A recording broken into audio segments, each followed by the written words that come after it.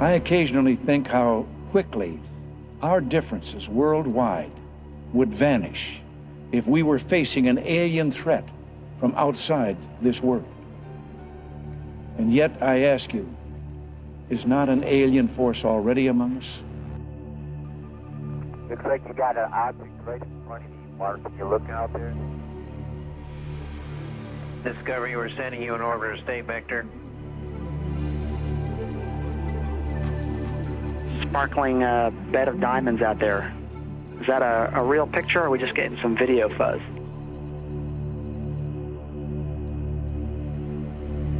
I don't know what it is. That one was really impressive. There are, on the other side of the coin, at least 5 proofs that the objects were not ice particles, therefore spacecraft. And they were either extraterrestrial or terrestrial, obviously. We have an unidentified flying object.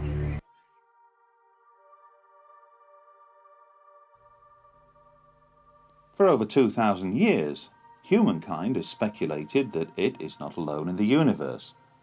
But it wasn't until September 1959 that American astronomers first put forward a practical, technically feasible proposition to search the cosmos for life forms other than ourselves. Less than a year after that, the idea was translated into practice. Since then, SETI, the search for extraterrestrial intelligence, has fired the imagination of millions around the world. However, the practicalities of SETI make the proverbial search for the needle in the haystack pale into insignificance. In fact, it's been calculated the quest is more akin to delving for a 2-inch bodkin in a haystack 35 times the size of Earth.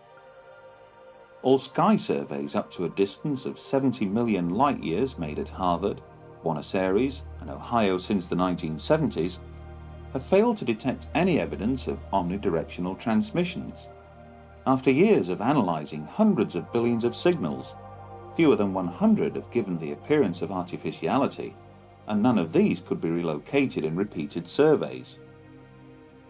The world of astronomy then remains divided between the true believers, who think they will find evidence of extraterrestrial life in our or other galaxies, and skeptics who regard that, and the work of SETI in particular, as either a diversion from more important things or a gigantic waste of time, resources and money. It's a curious fact that NASA is forbidden by Congress to seek communications or signals from the very intelligent life-harbouring planet SETI hopes to find. NASA is forbidden, therefore, to spend its time, resources and money on seeking out contact with extraterrestrial intelligence. But what if that extraterrestrial intelligence were to establish contact with NASA, directly or indirectly? What then? And where does NASA and its US Congress stand when it comes to UFOs? Could a small proportion of the residual evidence, gleaned from millions of worldwide UFO observations and case histories, point to an extraterrestrial presence already in our midst? Should claims and statements made by credible professionals and observers be ignored? Should intensive and documented interest shown in the UFO phenomena by every strand of the military and intelligence community be simply tossed aside? Should countless photographs and film footage taken of the phenomenon over the years be looked upon as worthless? Should radar tapes, which have recorded the phenomenon on 400 occasions, be deemed as flawed? Should Congress then pay lip service to NASA, the scientific community at large, and its military and intelligence chiefs? Or is it time that politicians began to address the most important issue of our time? Is man, as some would have us believe, a unique species to this universe? One that evolved over the eons to finally stand upright and walk this planet? One that was able in the course of less than a century to progress from horse-driven carriages to putting a man on the moon? How was this staggering technological progress achieved over such a short period of time? Is it pure coincidence, then, that midway through this period, reports of flying saucers began to emerge from around our world, at the precise moment when man was signalling his intentions to step forth from his earthbound environment? The phenomenon we now term UFOs signal back. Throughout the documented history of those early pioneering manned missions into space, one can find numerous references, made by both astronauts and cosmonauts, to witnessing, and sometimes describing, curious anomalous objects seen while in orbit around the Earth. John Glenn likened these to fireflies, and for a time NASA actually believed they had stumbled across living critters, according to one of its retired astronauts, Scott Carpenter. The years went by, and with each passing decade there appeared no let-up in reports of UFO activity.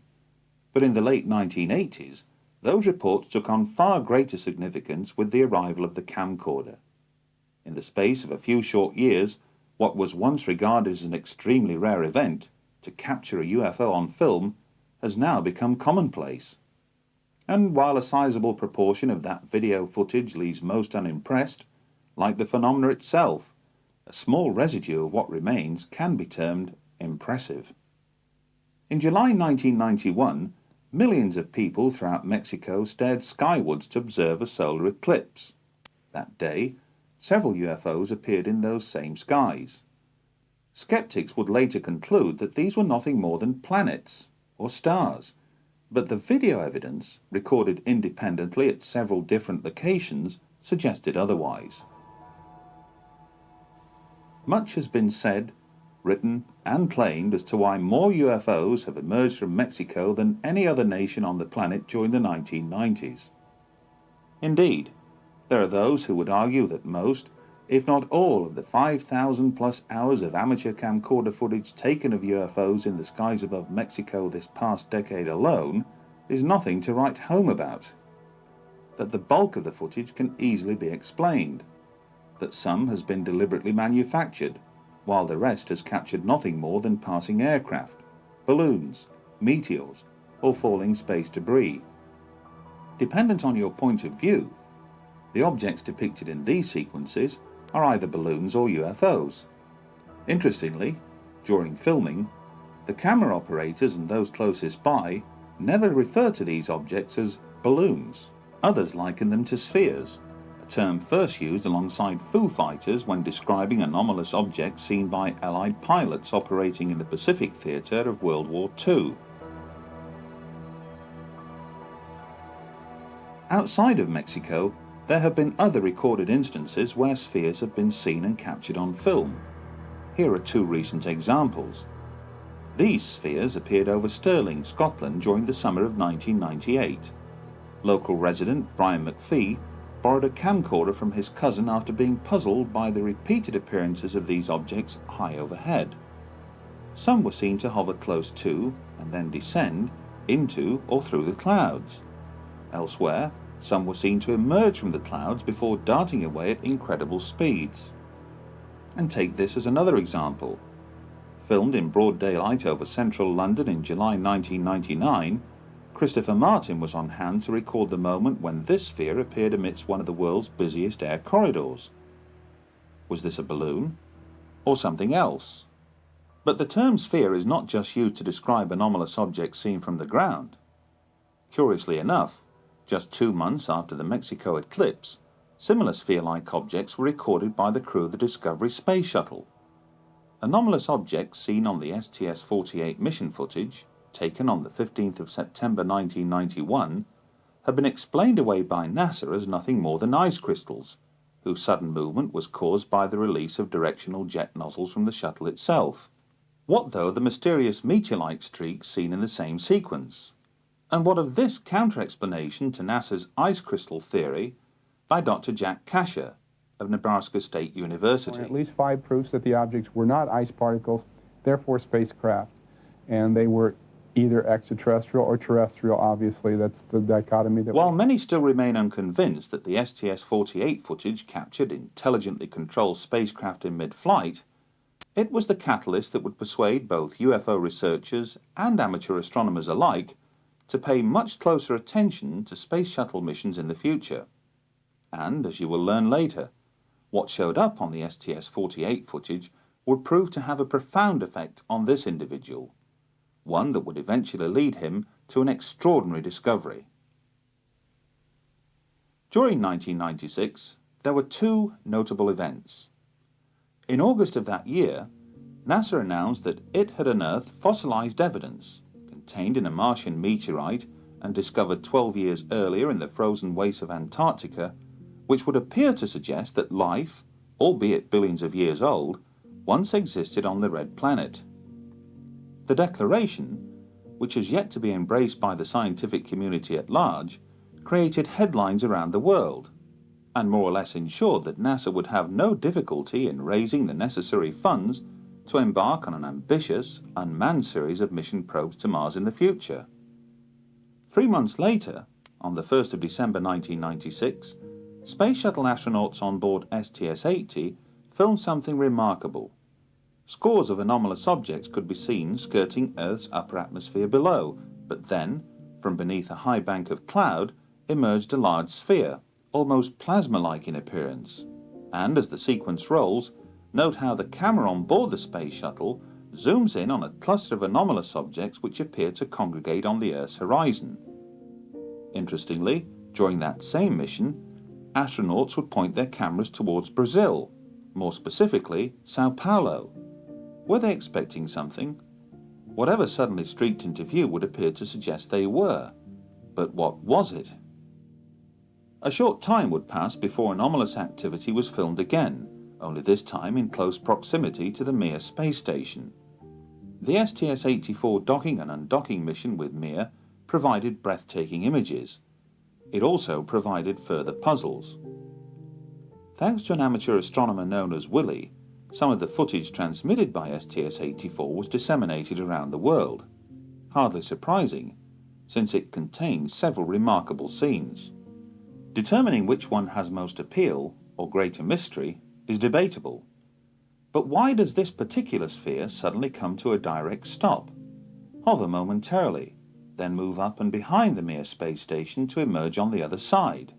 And was this appearance of dozens of anomalous objects caused by the flushing of a toilet on board the Space Shuttle, or something else? Assuming then that this is mere space debris, would it not be considered dangerous to those on board both the Space Shuttle and Mir space station? To answer that question would require detailed analysis of pristine STS-84 footage, but NASA refuses to release any of it, and the question is surely, why? Signals from space can and do take on many forms, and while some dishes scattered around the world listen for faint traces of extraterrestrial intelligence from afar, others are designed to receive signals transmitted from much closer to home. During the 1990s, millions of miniature-sized dishes sprang up across Britain as satellite technology came of age. Both here and in countries abroad, many individuals chose to erect more powerful dishes to locate and access a wide variety of transmissions beamed back to Earth from scores of overhead satellites. In theory, the more powerful the receiver, the more choice it would offer. And, as we've already seen, some of those individuals chose to utilize their satellite dishes to monitor and record transmissions beamed down to Earth from the Space Shuttle. But what if one of those individuals had the means to utilize an even greater array of satellite receiving dishes, to record and subsequently log every second of NASA transmissions, from not one solitary Space Shuttle mission, but from several, covering a period of almost 5 years? What then? That incredible scenario first came to light late one evening in the summer of 1999, when Graham Birdsall, editor of UFO magazine in Britain, took a call on his mobile phone. The caller was Martin Stubbs, a cable TV station manager from Vancouver in Canada.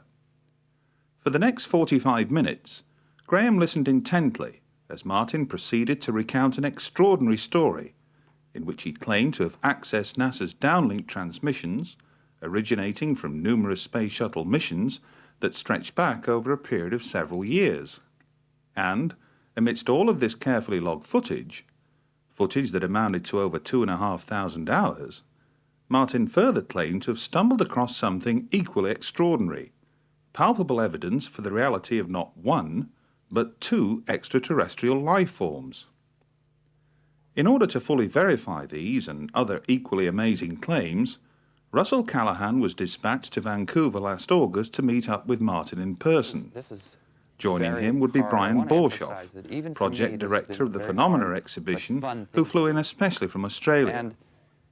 After spending an entire week in the company of Martyn, engaged in, for the most part, viewing countless hours of NASA footage, the staggering implications of what he'd uncovered soon became apparent. For although Martyn had come across countless further examples of mysterious sphere-like activity, his trained eye as an experienced TV editor had picked out something else, something that he would find compelling, something that others would later find amazing. At the conclusion of their visit to Vancouver, a tri-party agreement was reached, one that would ensure worldwide public disclosure, through methods and means that would soon become apparent in the weeks and months to follow. But why, on the strength of one phone call, did Russell Callahan and Brian Borshoff travel thousands of miles to touch base with Martin Stubbs in the first place? Call it intuition, call it good luck, call it what you will, but on hearing Martin relate his extraordinary story, he sent out a signal far more powerful than that generated by any satellite. And what better means to demonstrate the point than by having Martin recount that story in his own words? Hi, I'm Martin Stubbs, and I'm a resident of Bowen Island, Canada. Bowen Island is a small island of about 3,000 people just off the coast of British Columbia. The city we directly commute to on a little ferry, 20-minute ride, is the great city of Vancouver. And it's here that I was able to discover, through NASA's own video downlinked from the shuttle, two types of phenomena that, from my estimation, should not be there. The first phenomena is a spherical phenomena. It's the best I can do in terms of explaining it. And the second phenomena is a phenomena that is virtually invisible to the human eye, but when filmed with a CCD camera and you break the video into frames, and there's 30 frames per second. Then you split the frames into fields, because each frame contains 2 scan fields. And it is in those fields we have discovered our second space phenomena. It's not a matter of finding something that is a reasonable doubt scenario. It's more about, let's just keep collecting, studying, and analyzing, and eventually the jigsaw puzzle will come together, and it's finally happened.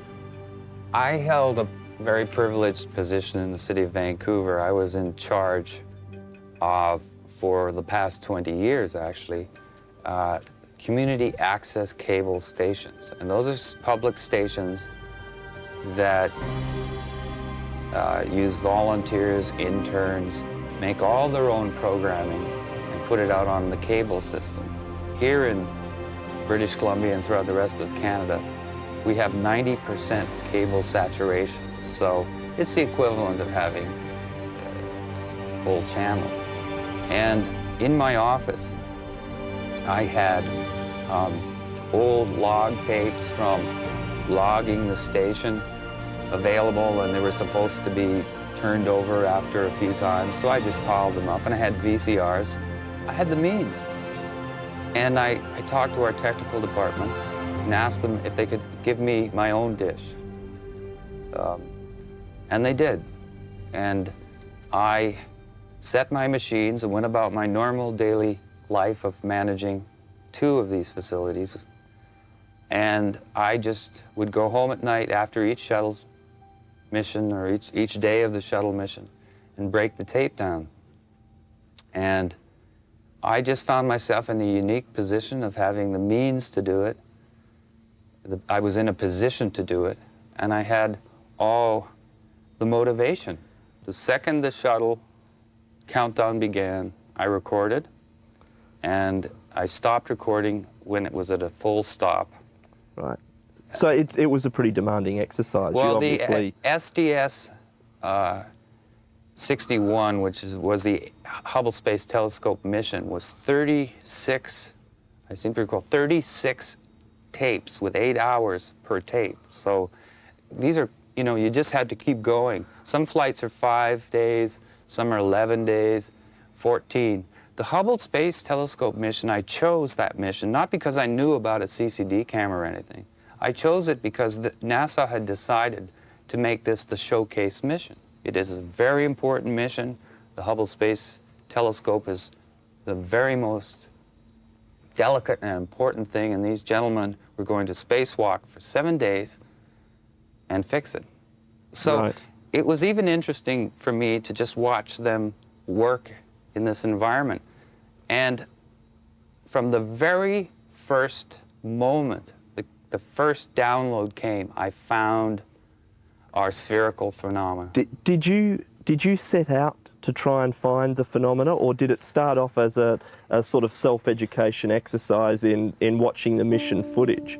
It was everything. It was a self-education thing. It was a curiosity of why no one from the year 1991 till 1994 had bothered to look at any other footage.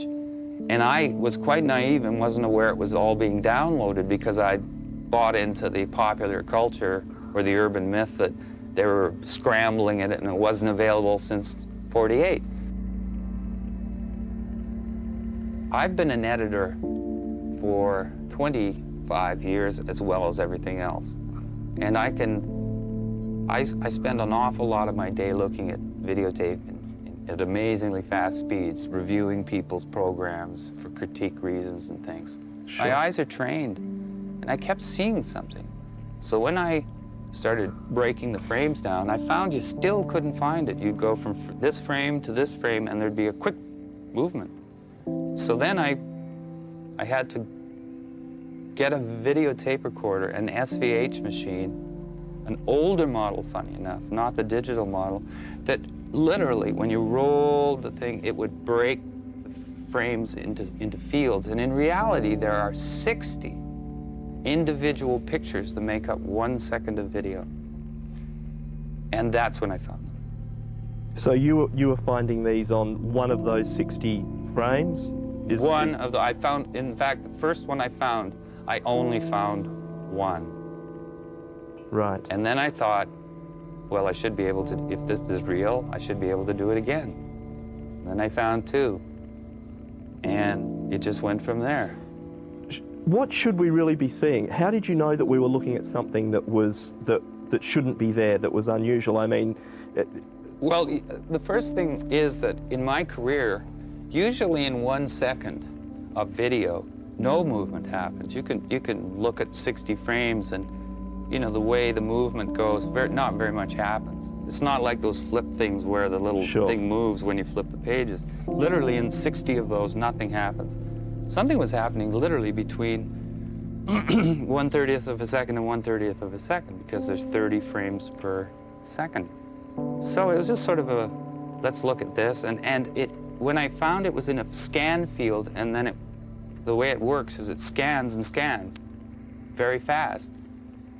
But the phenomena seemed to have disappeared by the second scan. So it was moving very fast? Very fast.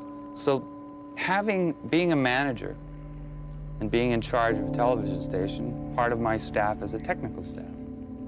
So I started consulting our technicians on to destroy my discovery. I wanted them to tell me that they could You wanted be to hoaxed. critique it as heavily as you could. I wanted them to tell me this somebody could fake this. You can't. Then I took the sample, to make a long story short. I eventually made it up to the scientific community and to a think tank and a behavioral lab and physicists and astrophysicists. And they kind of, you know, they just humored me at the start. By the end of our meetings, they had their hands on the control. They were running up to the screen, and they were holding meetings. They broke the entire pixelization process down and found it was still there.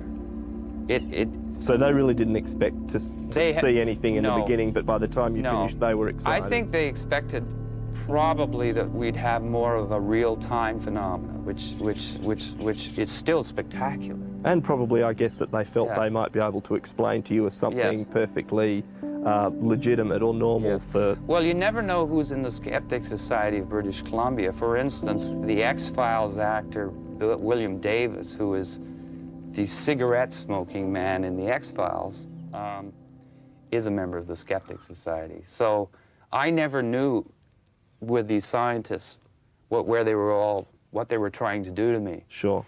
But the amazing thing about this other phenomena, the one that's virtually, I would say it's invisible, although it isn't once you see it. You begin to see it all the time, is it blew their minds. It blew their minds.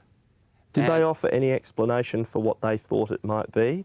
Or are they as baffled? There's a professor at Simon Fraser, Professor Weinberg, who literally said it had to be it had to be actually there, doing exactly what it was, but he could not. He said we would have to go right to NASA.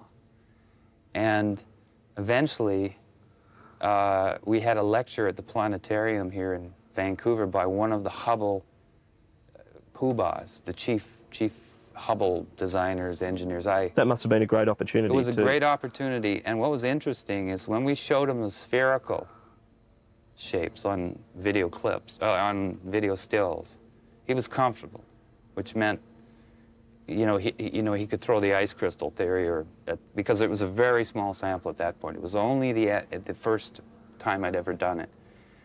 At that point, he confirmed that what you were showing him were ice crystals, or...? No, he just thought that was basically...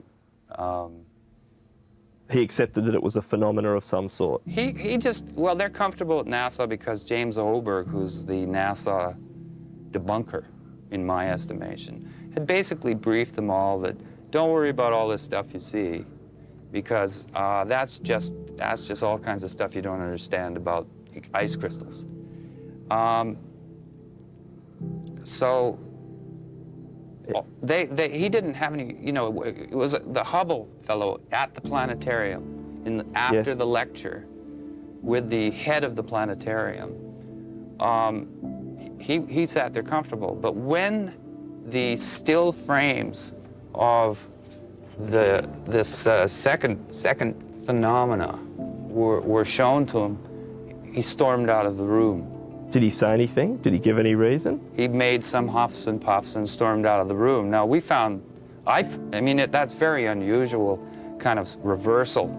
And we obtained, meaning an artist friend and I, who's got more guts than me, I guess, in terms of walking through front doors, which he's not supposed to.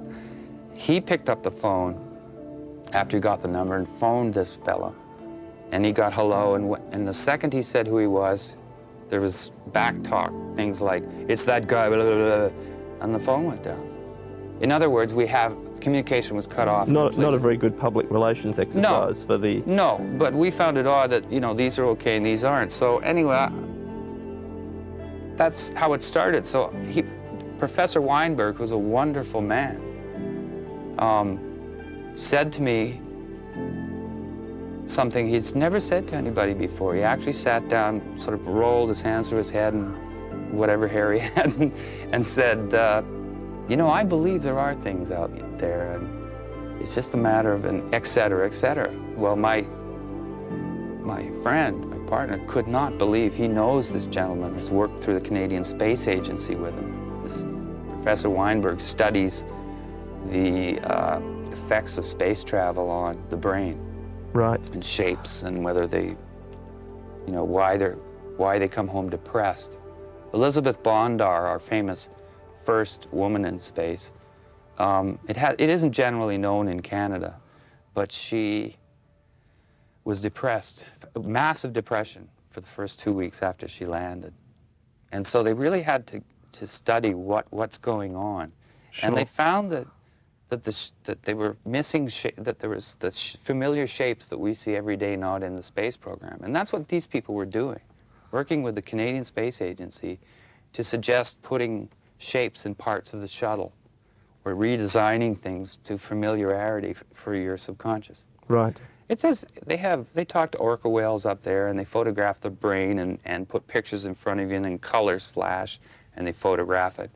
It's the only place at the university you can get a parking spot because no one knows it's there. I didn't know, and I went there.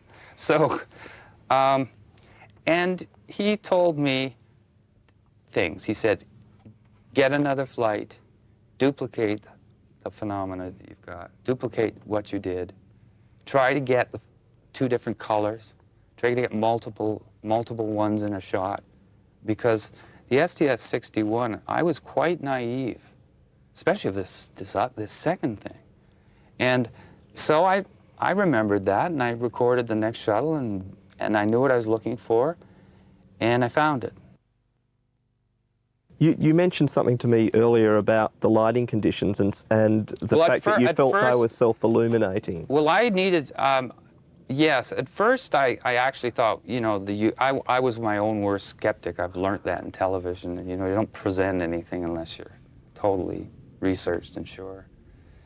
But I began to discover that these were appearing in dark, when the camera, you know, when the sun went down, when the sun came up, when there was refraction, when there wasn't refraction. I found them under every lighting condition, and my only conclusion from looking at the video and continually looking at it is obviously they're self-illuminating. Did they change at all under those different lighting conditions when apertures change or the sun goes down or the craft's in a different position? Do they appear to be any different? No, in fact they appear to be different just from every time you capture them. Sometimes you capture them when they seem to have slowed down and you see more of a craft structure. When they're moving very quickly, you'll see this long streak. Right. But the interesting thing is, after after 1,000 of them, and I still photographed them, you lay them side by side and you start to see common things. You start to see markings. You start to see kind of shape. You know, it's not. So you've almost been able to classify them in a way. Well, actually, I've been calling them the second phenomena, but the way I see this is everything to date that has been shot by humans from here, from the ground, I call one. That's one. The space phenomena, the spheres, outer space, that's shot from NASA's cameras is 2, and I thought it would stop at 2. But this phenomena I call number 3. There are 2 space phenomena. And this third phenomena, I don't blame people for not discovering it or anything. I don't think anybody has tried not to discover it. Well, it sounds to me like you had to go through a lot of work. I just wonder how many people with my technical television background have tried this. And I don't think a lot of scientists have. I just know that Professor Weinberg was absolutely knocked out of his... He just couldn't believe it. And as I built the sample up, I didn't believe it more. I couldn't believe it. I mean, it's reached the point. But I don't want to take anything away from the spherical phenomena. The second phenomena, to me, is absolutely unimpeachable in a preponderant sense. You know, I was quite satisfied with finding 2. What phenomena 2? The first space phenomena. Sure. And I still am. But this third phenomena is so against all of what we expect it to be that it's intrigued me much more. It's no archetype. No. Martin, going back a little way, you mentioned being your own worst critic, if you like, or debunker. Have you endeavoured to find video footage or feed from other sources to compare with yours? Oh, good one. Thank you. Yes. I did everything. I taped through 2 different cable systems. I taped into direct dishes, and then the most extraordinary discovery of all was I recorded CNN's live feed of a recent shuttle. I think it was STS-86 or 84, one of them, of the docking. And even though I guess a lot of people were looking for the spherical thing that knew about them, I was looking for the third phenomena because I can see it now, you know, with that, my eye can catch it. And this to me would show that it has nothing to do with my machines and it has nothing to do with the dishes, and this looked like good. And it also was a great chance for me to prove to myself that what you were seeing was really I believe there. that if this is there, it has to be there all the time. It can't not be there and be there. And so I figured I'd take the biggest chance of all. And so I broke down the CNN footage. There they were. And even on the CNN footage? Yes. And well, it's documented, and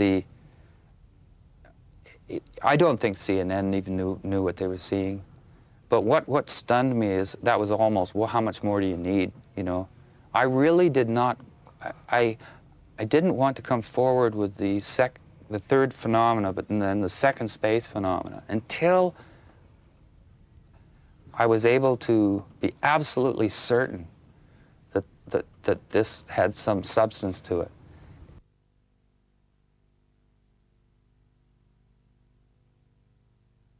I didn't want to lose the second phenomena. I didn't want someone to get diverted on this, shoot it down, and then say, well, that means that incredible spherical phenomena that is I also documented in great abundance.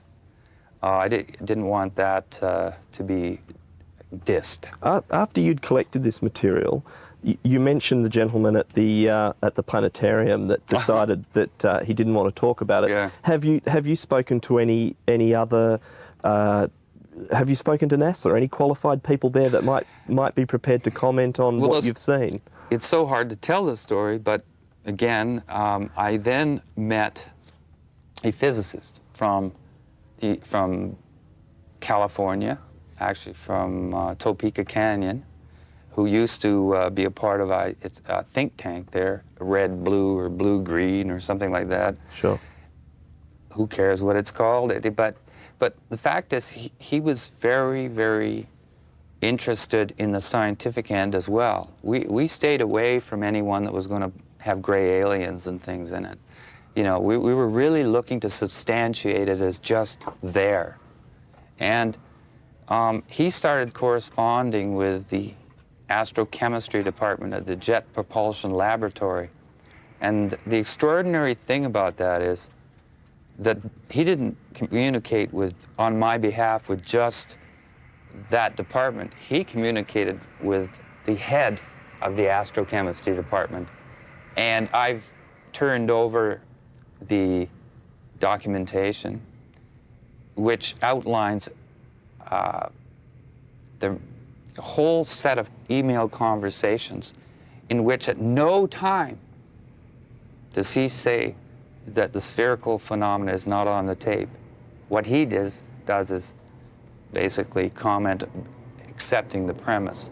Do the emails discuss both phenomena or just the spheres? No, that's the interesting thing. We decided that, you know, that it would be better to continue our work, which is massive. I have massive amounts from every flight of these spherical phenomena. I have examples of these things 300 miles away, close to the ship. So I feel there's enough there to I didn't want to freak out the You felt that there might have been a bit much. Well, I'd already seen Professor Weinberg's reaction, and you really have to be right with them to hold their hand. And I just felt that he might stop the emails. We were absolutely knocked out that this man started talking to us. It was the first time that I've ever heard of a senior Major League JPL NASA player literally discussing what is on the tapes. There's an example of the tether which is a 12-mile long electrical, $100 million satellite controlling electrical... An electrical experiment. Yes, I'm not a scientist, I apologize for that, but you know, I'll get you these details. But and this tether, they are busy showing us from the moment it broke to the moment it's 300 miles away. And at every point... It broke? Yes, mysteriously it broke just in the right place. If it broke a little bit too close to the shuttle, it would have taken the shuttle out. If it had broken a little further on, it would have maybe destroyed the wing or something, you know? Because you hear the astronauts say, well, it couldn't have happened in a better place, you know? And then, just to continue on the distance, as these things started swarming it, and as this thing drifted away, they're continually showing us, or NASA, I guess, you know, through the downlink, this $100 million satellite. And the phenomena followed the satellite. This is the second, the spherical phenomena. The spherical phenomena. And are NASA commenting on these things as this is happening? Oh, at one point they asked, and the astronaut says, well, it's a little bit of debris or something, like you'd think he'd know, that follows us around, sort of. That's, you know, it wasn't like, oh, this is this. And then they dropped it. There's a few of these things in the footage, or are there a lot of them? There's more than a lot. If you've ever seen a hornet's nest after you've thrown a rock at it, you know, that's what it's like. And how do you count the hornets? So they're all going in different directions.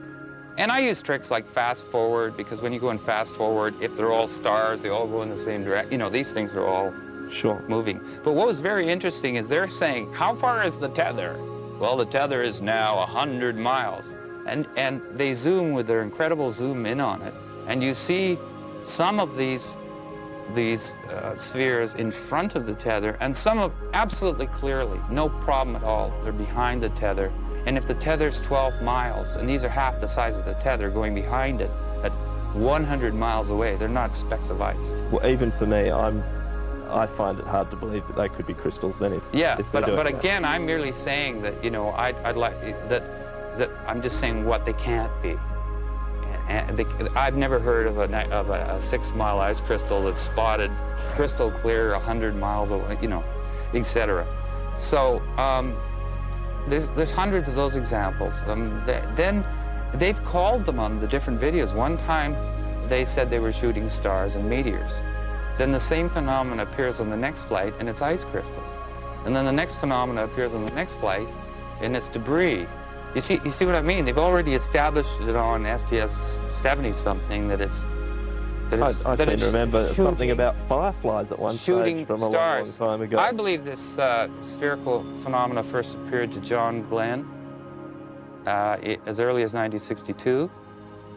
And he did, and it continued. We have documentation from various publications that shows that they know clearly. They didn't have an answer for 3 to 4 space flights. They had an answer to what, you know, the blue haze around the Earth is. You know, they had an answer to just about everything else. But there's this very interesting thing about 3 or 4 flights in where it says, John Glenn's fireflies spotted over Perth. They're still calling them John Glenn's fireflies. And we have an astronaut making the comment on the 25th anniversary of the moon flight. He says, it's hard to believe, but he says it's a fact that we thought that John's fireflies, again, Glenn's fireflies, were living critters. Now, at no time have I've read everything, and at no time have I ever heard that before, that NASA concluded originally that the fireflies were alive. So they were still calling them John Glenn's fireflies 4 flights in. There's another interesting thing. If you look at John Glenn's original photos, which I have, which he bought a camera at a Cocoa Beach drugstore, even though the shuttle or the whatever capsule that I've forgotten, even though they had a camera on that, he took his own. And when he saw the fireflies, and it's all documented, and it's even in the movie The Right Stuff, he holds the camera up while the fireflies are above his head, and he says, "I better film or you guys are going to think I'm nuts." And when you see those pictures, and you see the pictures of the shuttle today and the Mir, you see the same phenomena. Sounds Little, like it might be spherical. an interesting exercise to show John Glenn the footage that you've now got and let him comment on that. I challenge NASA, JPL, Story Musgrave, astronauts, and especially James Hoberg to debate me. Because it's one of those situations where if they haven't done the homework I've done, and they don't have the video I have, and they haven't done the research, and that they don't have a chance.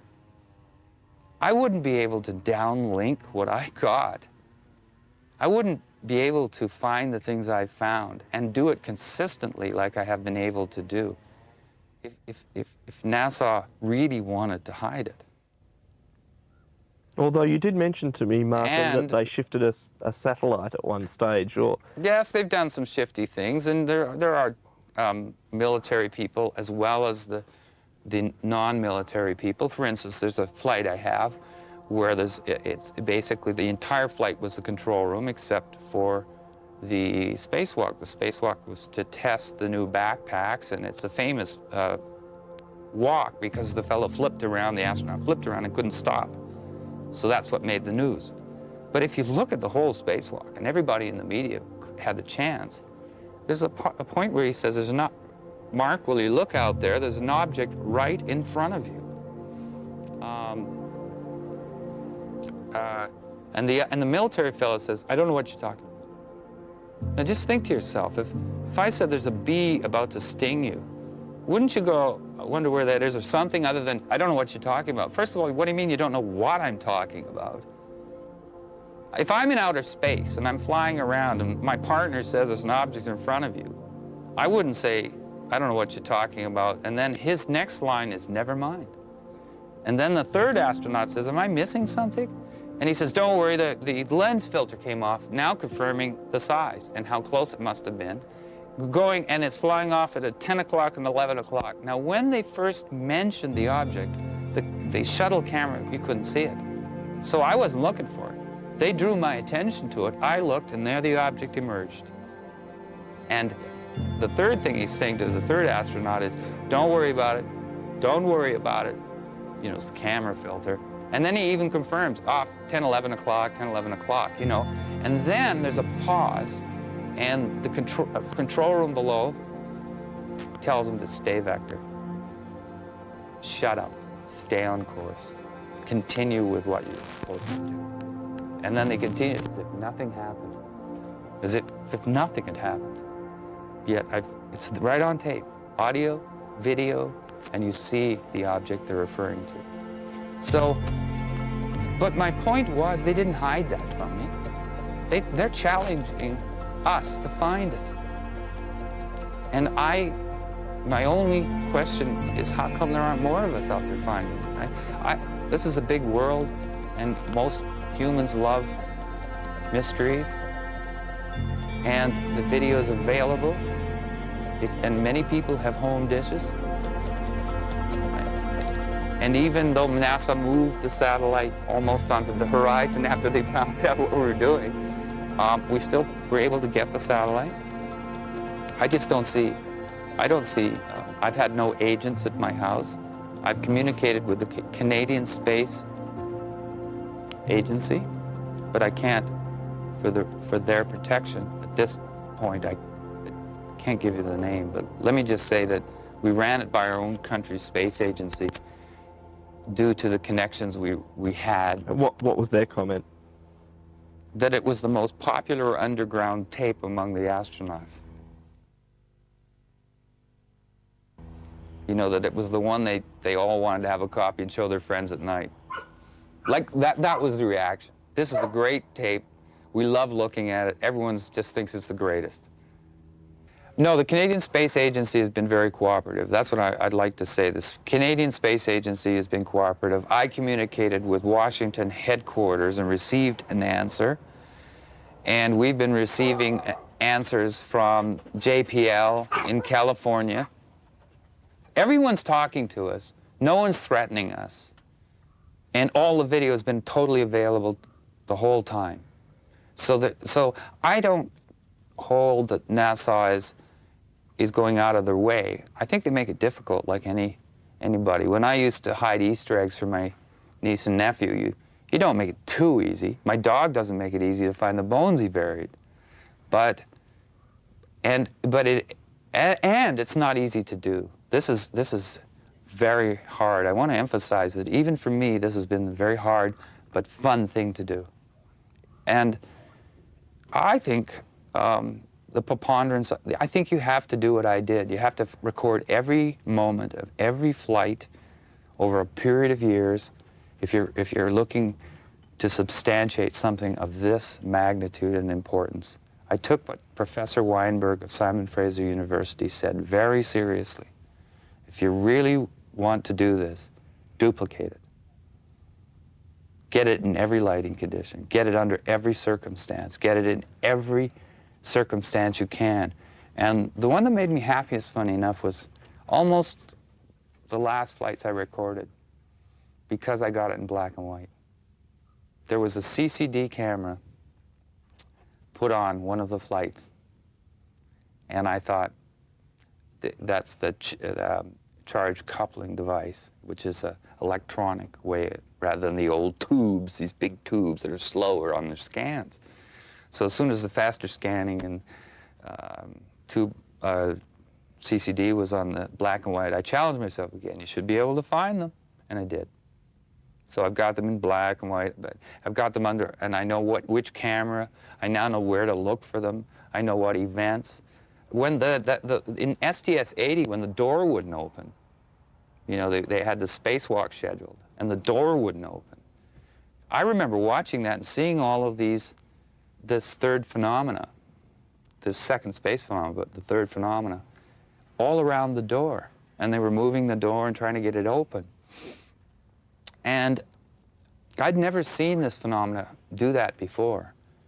And then the flight or two later, the astronauts were commenting right on the feed that there was something had come through the door. They were seeing these flashing colored lights. Oh, that flash. That light flashing off of HST there. There's again. I thought it was me. What? I just thought of it in my imagination. Yeah, I saw it too, so it's not. There was two of them.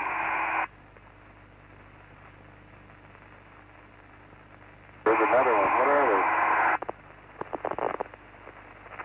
Some sort of lights flickering in here. Guido taking pictures. What is this?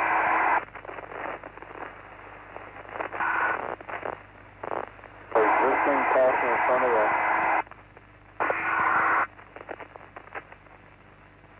What are the lights? Which one? Oh, no, I was guessing that one for a second, but I had that one the whole time. Yeah, I was looking at that one too. The spherical phenomena we've documented and is very solid, isn't the type that would go in there, float around, and them say it's going really fast, we can't see it, and it's all these popping colored lights. That was the first time I got some kind of a feel that the astronauts have seen phenomena 3, the second space phenomena. It's something that should be this challenging. I don't know why most people think something this different is just going to be nuts and bolts, 30 feet across, nice big friendly gray aliens come out, recognize themselves in all the ads that have been appearing in car companies, turn on the TV and watch the new Roswell series, visit the X-Files. You know what I'm saying is that this phenomena is not what I expected to find, this third phenomenon. But they seem, I believe they use the same operating principle, because some of the spherical second phenomena, which I still emphasize is our main documentation, can move away at rapid speeds, as the video shows you. Do you believe the two phenomena are connected? Yes, somehow. I think well, they're very aware of each other. Somebody suggested to me, what if they're the same phenomena? But I've studied them extensively, and the spherical phenomena has different characteristics to it. Kind of a, let's just put it at that, leave it at that. They're not in color. This is a totally different phenomena. This one never goes at real speed. It's as if something comes up to your nose and in 1/30th of a second has a tour, like an iceberg or something, or you know, a glacier, and then leaves without us even aware of it. And if it chooses, for whatever reason, to look at something, it tends to slow down. And that's why I believe it appears when there's a $100 million satellite disrupting the air. It appears when the Hubble Space Telescope is being repaired. It appears whenever something is happening. It's an amazing phenomenon. And what I like about it is, these aren't icebergs. There's nobody in science in Canada that I've ever met, and David Sarita, my partner, in terms of the research end, not a partner. And let's just say he's as interested as I am, and he volunteered to take on that role. Nobody said to him that what this is.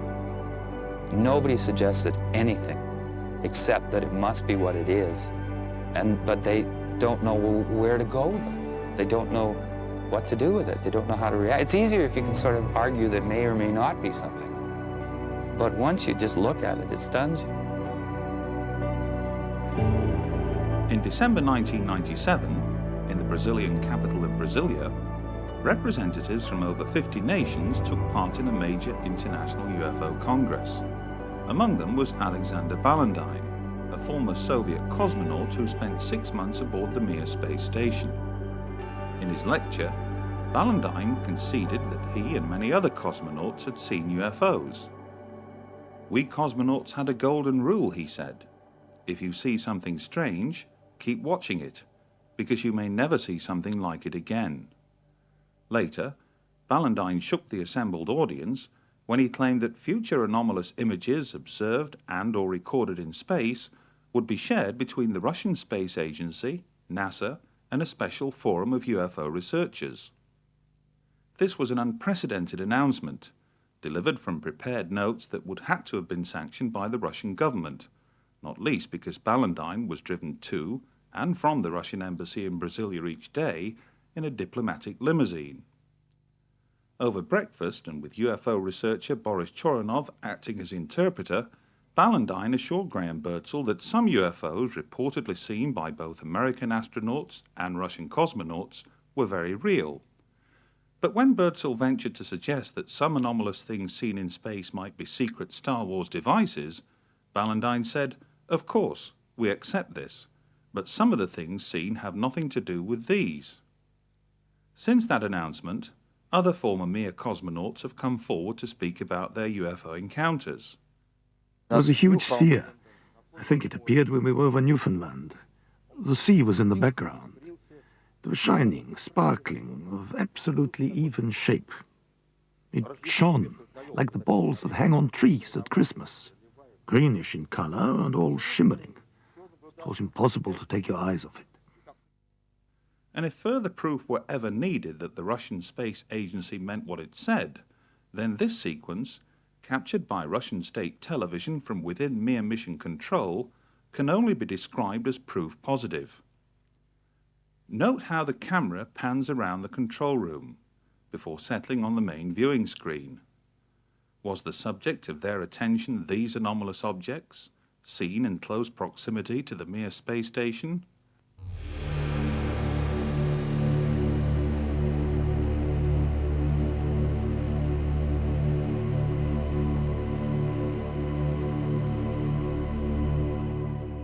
Intriguingly, here's the exact same sequence, only this time recorded by Martin Stubbs from NASA's Downlink. Compare the two. These objects are patently of interest to those watching in Russia, so might the same be true of their counterparts at NASA?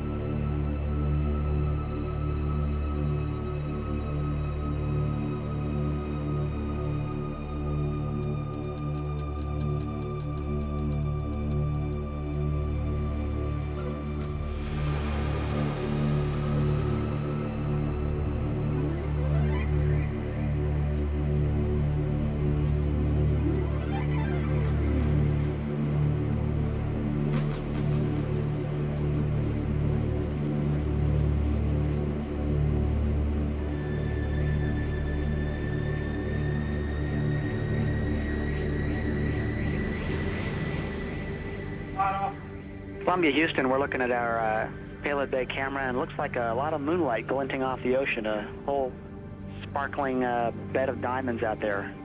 Is that a real picture, or are we just getting some video fuzz?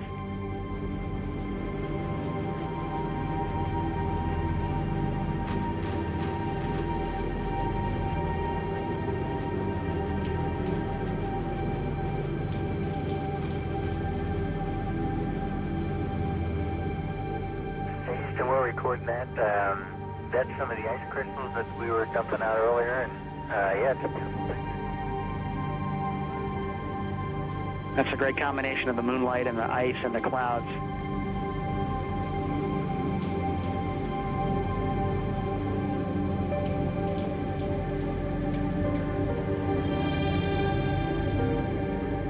Yeah, it's a combination of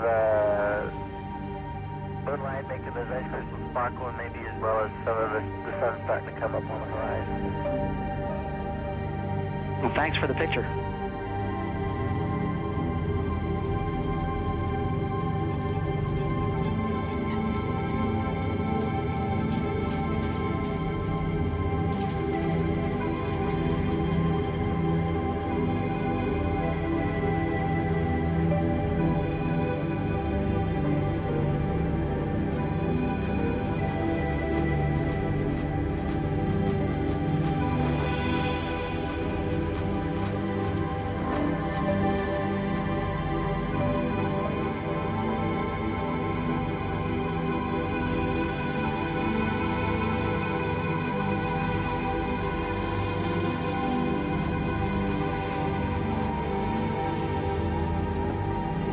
The Mir space station is now visible on the far left-hand side of the screen, about an inch from the bottom of this particular picture.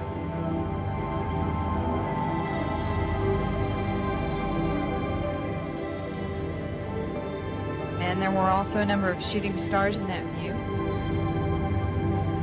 The camera has now moved to a point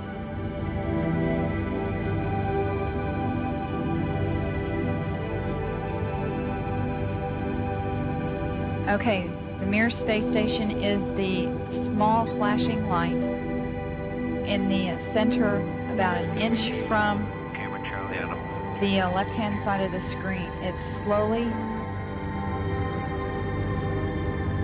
Now they know on the camera. It is slowly moving closer to the left-hand side and is has very light flashing. We think on the middle of the screen, way to the left-hand side.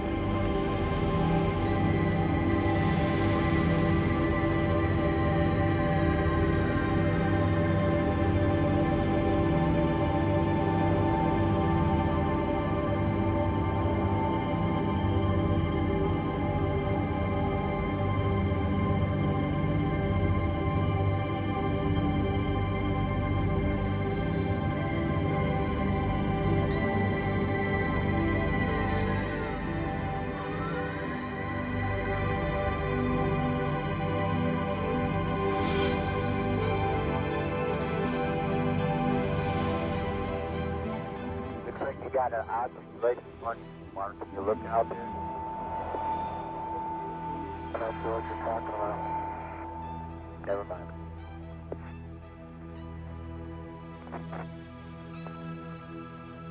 Are we missing something? I don't see anything. Yeah, we think the camera filter came off, Mark. It's about your 10 o'clock, 11 o'clock going away. Don't worry about it.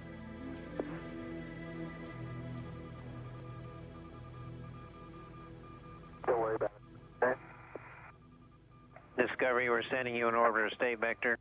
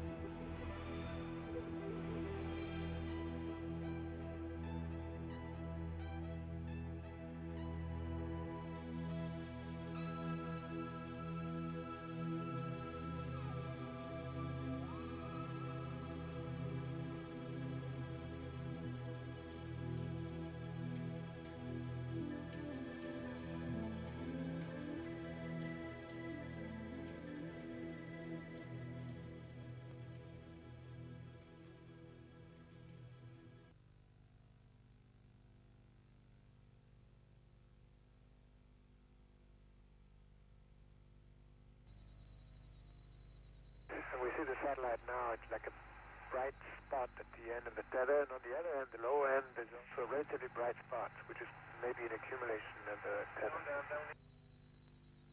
And we are downlinking camera Delta now. Okay, we copied and understand as you're viewing it on the monitor, the satellite is at the top of the tether.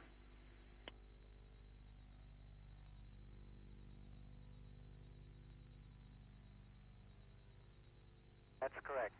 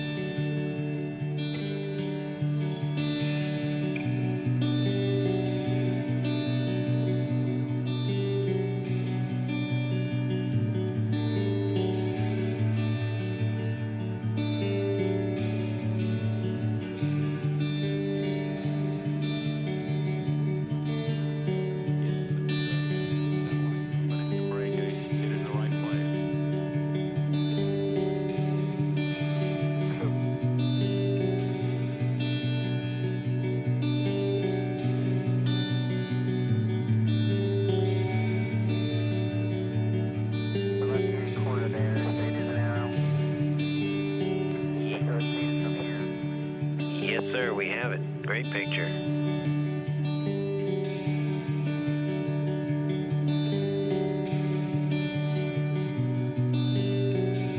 even went pretty quick, but that was not as much as we have of it.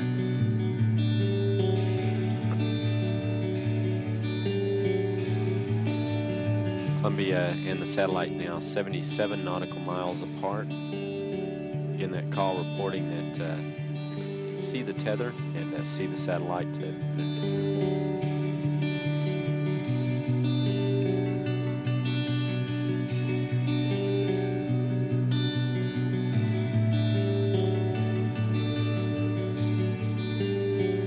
This view showing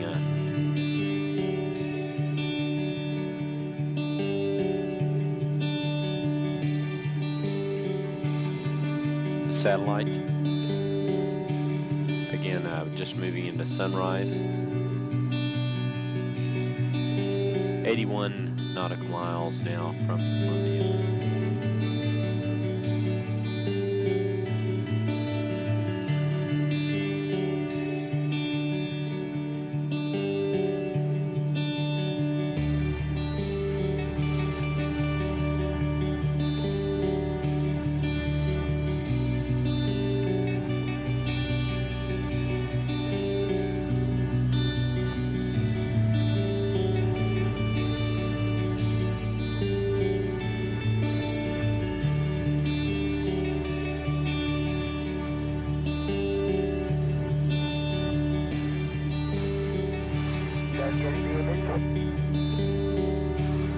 Franklin, we see a long line, a couple of star-like things, and a lot of things swimming in the foreground. Can you describe what you're seeing?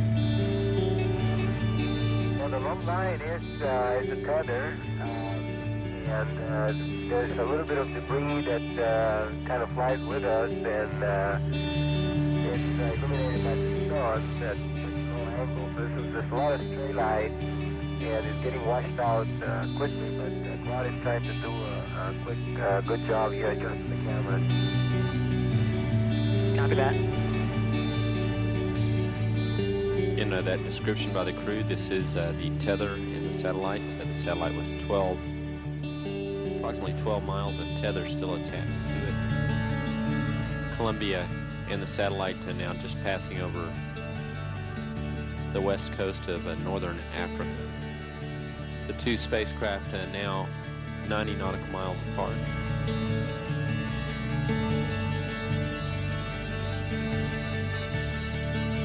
Controllers for the satellite did have communications with it during the close pass between Columbia and the satellite.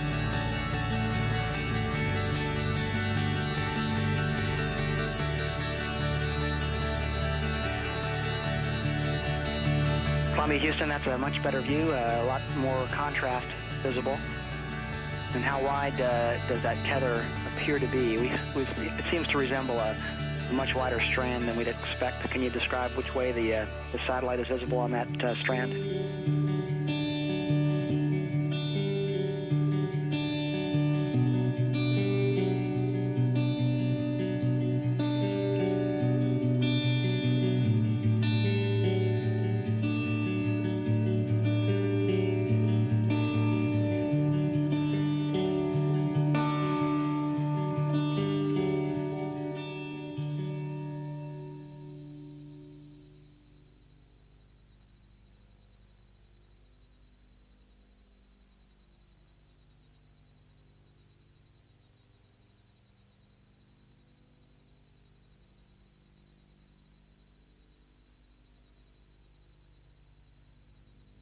Satellite now 100 nautical miles. Completely unzoomed, and you see the full extent of the tether. I try to adjust the focus, but I can't get better than that. Okay, Claude. Thank you. I'm going to zoom in now.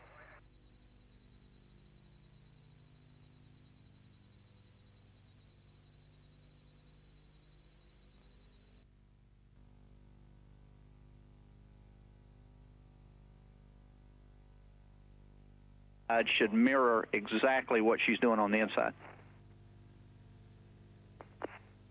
Okay. Right now, the handle is installed with the tab in the unlocked position. I'm going to rotate the tab to the locked position now if you're ready. We're ready. Okay, we are fully seated in the locked position. Okay, Tammy, we didn't see any motion on the outside. If you would, go ahead and move it back to the unlocked. Okay, I'm pulling back to the unlocked, and again, it's only going about 3/4 of the way, will not lie flat, and will not seat, as I mentioned earlier. And Tammy, if you could, simultaneous with trying to put it in the unlocked position, if you would move the handle a little bit back and forth. Do that. That's in work now, Bill? Okay, and we can see the handle moving on the outside. Okay, and but any indication that the lock is being actuated? No, we can't see any indication of that, and it just may be a bad angle and too dark.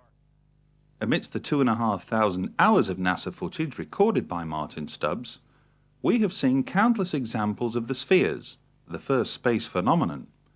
But until now, few have ever come across, least of all seen described, what has been labelled the second space phenomenon.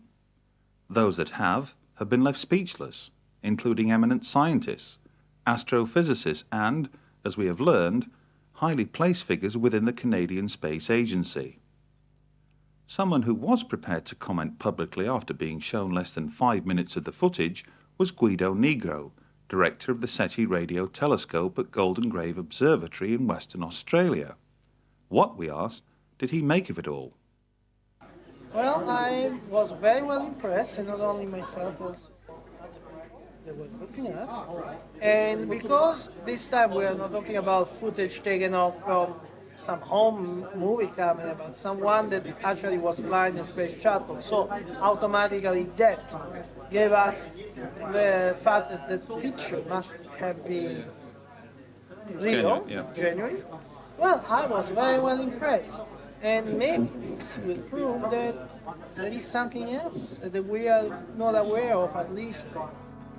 If the footage that we saw came to be true and really are showing an alien spacecraft or something like that, I say that if there is a cover-up, the people who are doing this cover-up are an enemy of entire Earth race, because we are not children and we must know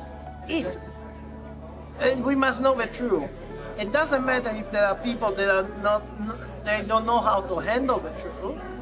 Well, the majority of us will, and if there is a cover-up, I think it's time that the cover-up goes. Guido could have easily dismissed this sampling as ice crystals at best, or errant nonsense at worst. The fact that he chose to do neither is symbolic perhaps of the potential importance both he and a great many others attach to the footage. The onus surely now rests with people like Guido and others elsewhere in the scientific community to determine whether or not the second space phenomena is a genuine phenomenon. And were that proven to be the case, two burning questions would need to be addressed. Is it extraterrestrial? And is it intelligent? If the answer to either is deemed yes, we could have arrived at an historic moment. For Martin Stubbs, it would be the vindication of what he and millions like him have always maintained, that we are not alone in the universe. His, after all, was a chance discovery, a fleeting glimpse of something that sped across his television monitor that most would fail to notice. He focused on that. He looked for more of the same, under different conditions, and found them in abundance. But found what exactly? Some of the greatest scientific discoveries known to man have often been born from chance events. But is it remotely conceivable that one of the greatest discoveries of all time could have been similarly unearthed by a humble cable TV manager operating out of a small community station in Vancouver? History will surely go on to determine the truth, provided, that is, others within the scientific community are equally prepared to explore the limitless possibilities now before them. But who among them will be courageous enough, ambitious enough, to step forward and examine this evidence? There will be many who will choose to ignore it, blinded by self-imposed scientific dogma and bland indifference towards all who champion the extraterrestrial hypotheses. But those that do express an interest may well find themselves embarking upon one of the greatest scientific treks of all time. I can't explain it because I don't really think that's my job right now. I'm merely a person who's gathering grains of salt together and putting them in front of you. It's as if you have a carpet and you have a handful of salt and you throw the salt on the carpet, you look and you don't think there's any salt there. But when you gather it up, put it back in your hand, you have something.